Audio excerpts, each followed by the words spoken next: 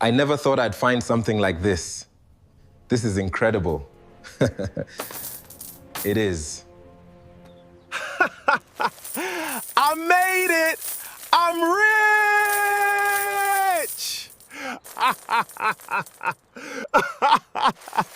Thank God I didn't give up! It all started when I left home to feed home, but I almost became food for pain, pressure, and the silence of survival. I came from a village where young boys are mostly drunkards and womanizers, and only a few ever make it in life. I told myself I must be different. I must make it. So I did different kinds of work, saved some money, and bought some sheep. I left home and went into the bush with my sheep, trying to build something for my future. Then one night, I had a dream. I saw a hidden treasure buried under a rock, and it wasn't just once. I had the same dream twice. That was when the dream refused to leave my mind. I never used to believe in dreams, but this one felt too real to ignore. From that moment, my mind was no longer at peace, so I kept thinking, and then I remembered an old seer. I decided to go and meet a seer. He told me the treasure was real, and that it was waiting for me. He even said I would give him 5% of the treasure, because he confirmed the treasure was mine. I just accepted. I didn't want to argue with the old seer. Deep inside me, I told myself, let me see this treasure first before anything else. Still confused, I left my sheep to clear my head. That was when I met a wise man. At first, nobody said a word to each other, but then he looked at me and told me everything about my life and about the treasure. At that moment, I became fully convinced, but I didn't have enough money for the journey. So I sold my sheep so I could use the money for the journey to the treasure. It was a hard decision because there was a chance the treasure didn't even exist, but I took the risk anyway. Then I began my journey to the village I saw in my dreams. When I arrived at the busy market in the evening, I had nowhere to go, so I slept in the park under the open sky. But by the next morning, everything changed. I woke up and couldn't find my money. I mean the whole money. No money, no direction, no way back. I kept asking myself, where do I start from? Even if I go back home, I have already sold my sheep. I gathered courage and met an old tea seller. I told him my story.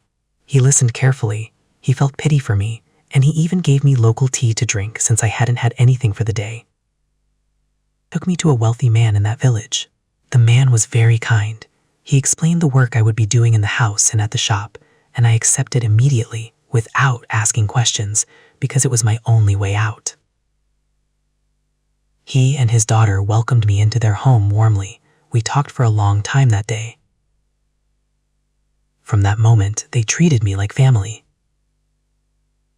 The next day, we went to the shop. It was one of the biggest shops in the village market. He watched quietly as I struggled to convince customers to buy. Calling people in, standing for hours, talking all day, it was difficult at first. I was used to the silence of the bush, just me and my sheep, but little by little, that life became my new routine. After the shop closed each day, he would give me money to buy things for dinner. I would go to the market, return home, and cook every night. Some days I washed clothes and handled other chores around the house. Day by day, I survived, I learned, I lived. Then something unexpected happened. The daughter fell in love with me, and I did too. She cared for me deeply. I was very comfortable, and I was even considering staying there for more years. But I had to make up my mind, money first. So I told her I would come back after I find the treasure I came for. The night before I left was memorable. We talked and talked like a happy family. They didn't want me to leave either, for their selfish desire or because they liked me, but in all, I had to leave. I left very early in the morning to meet up with the first car, so I left again with the small money I saved, not knowing if I was chasing destiny or running away from the only place I found peace. On my way, I met a huge guy heading in the same direction, so we decided to move together. We started talking, and he told me almost everything about himself. I did the same, but I didn't tell him I was looking for a treasure. When we finally reached the village I saw in my dream, we were arrested by the watchmen. They didn't even allow us to explain why we entered the village. God, is this how I will end? I thought inside my head. But later, they discovered that the huge guy was actually from that village, and they released us. I followed him to his house. He had a wife and 2 children, and they welcomed me warmly into their home. It was a simple house, but it felt peaceful in a way I had not felt in a long time.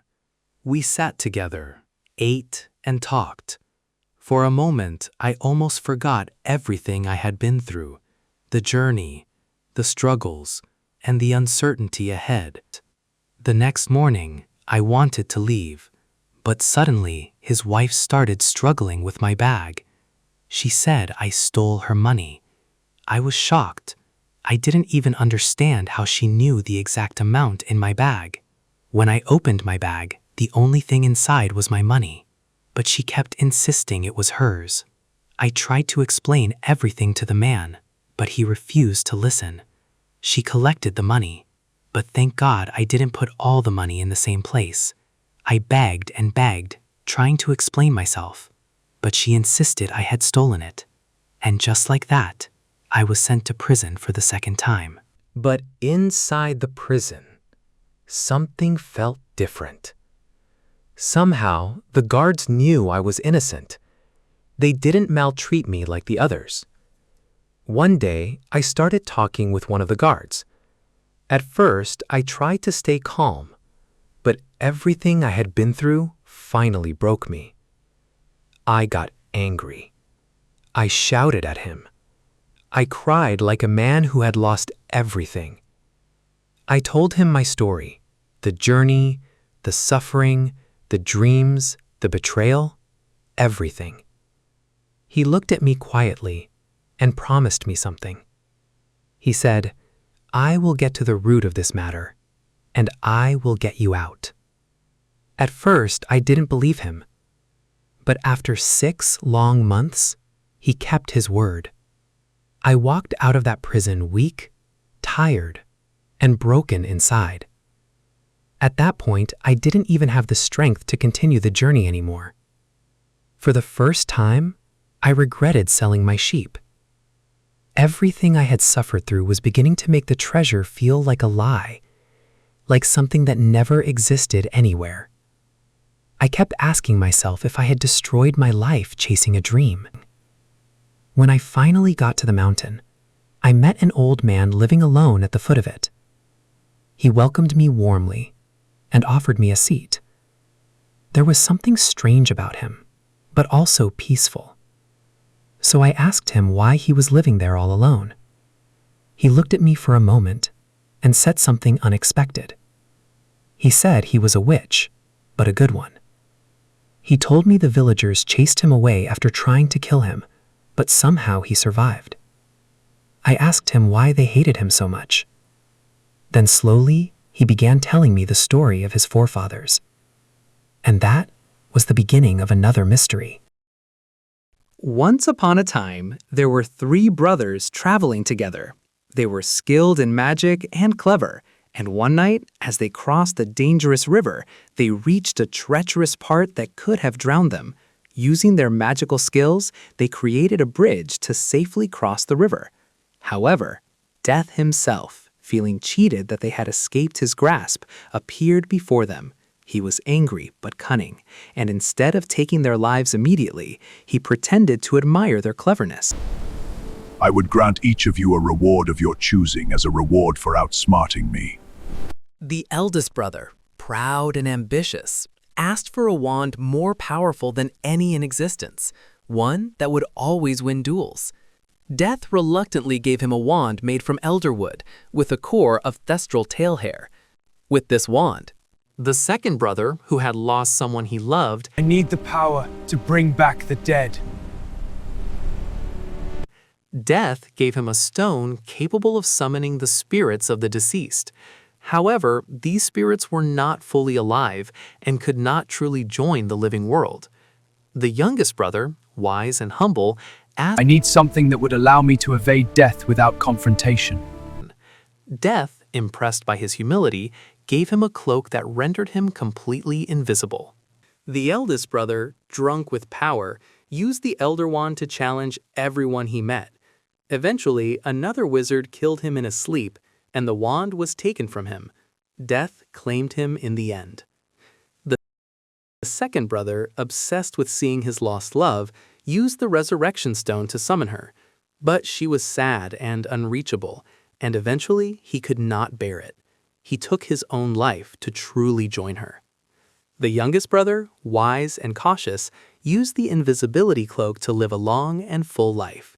When he was old, he finally removed the cloak willingly and greeted death as an old friend. The old man looked at me quietly before he spoke. He said his forefather was the last surviving brother of a powerful family, and that in those days they lived until they decided to die. Then he looked straight into my eyes and said he knew what I was looking for. Before I could speak, he told me to stop searching the mountain and go back home, because the treasure was there all along, buried under the large tree in front of my house. I was confused. After everything I had suffered through, how could the treasure be at home all this time? But I decided to give it one last try. So I went back home and started cutting down the tree. It took me almost 1 week to finally bring it down.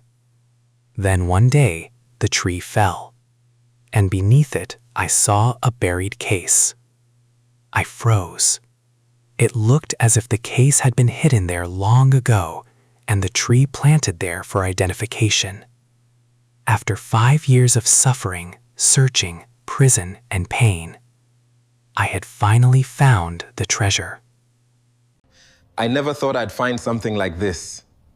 This is incredible. It is. I made it! I'm rich!